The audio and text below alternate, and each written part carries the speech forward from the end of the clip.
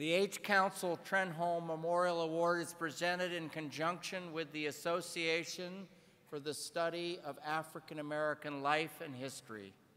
Sylvia Cyrus, the association's executive director, is here again to help present this year's award.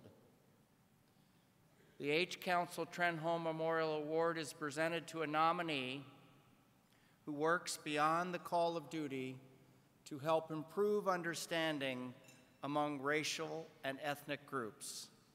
This year's recipient is also from Washington. Hi, as you may have heard, I'm Kim Mead. We're lucky in Washington. Not every state has someone like Chris, someone to bring us together, to organize a drive, to broadcast our message, to be there when we need him.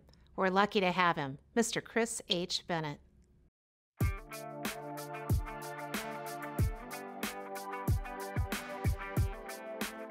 And we were ready to roll right here at 1420 KRIZ and 1620 KYZ. Good morning, Chris H. How you doing?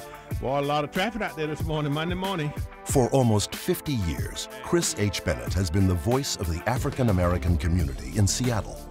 His newspaper, the Seattle Medium, first went to print in 1970 and soon became recognized as the sole media source and presence for African Americans in the region. From the beginning, Chris and the Seattle Medium were not afraid to take on the issues of the day, tackling matters such as poverty, incarceration, economics, and the quality of education, all topics of concern to the readership. In the 1980s, he expanded his media holdings by adding radio stations KRIZ, KYIZ, and KZIZ. Radio allowed Chris to reach further into the community and to provide an opportunity for the community to talk back. Even though this is a church, they are really hell-bent on selling off the property. Company chairman Chris H. is so designated so as not to confuse him with his son Chris B., co-publisher and editor of the Seattle Medium. At this morning's debrief, the news is bad. Earth-shaking out in the community that we need to know about? Well, I'm headed over to Curry Temple here in a second. Kind of trashed the church. I think they trashed their heater and stuff, furnace as well. So I'm going over to take a look and find out what the status is. Curry Temple CME Church in Seattle's central area was vandalized overnight with symbols and words of hate. It's a story that shouldn't have to be told. But people rely on the medium, whose motto, "A message from the people to the people," is never forgotten. The medium's coverage is somber but hopeful. Chris H.'s message to the people has always been clear. I'm here for you. Every year, through the radio stations, he sponsors food, coat, and toy drives for the needy, helping hundreds of families in the process. Chris is a member of the community, in touch with the people and their concerns and ideas. He is always willing to talk and to listen. He donates his time on community leadership boards that work for change and address social justice issues that affect the region. He never sort of runs away from opportunities to take on those big issues and to pull the community into the conversation as well. At his weekly Bible study meeting, Chris and his group take time out to reflect and to discuss ways to make the world a better place. For Chris H. Bennett, that's already a way of life.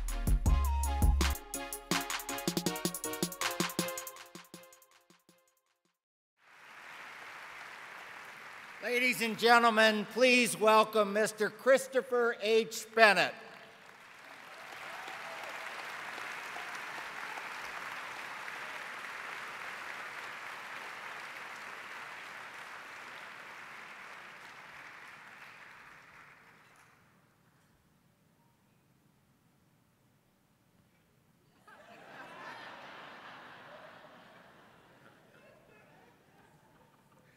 Greetings with blessing.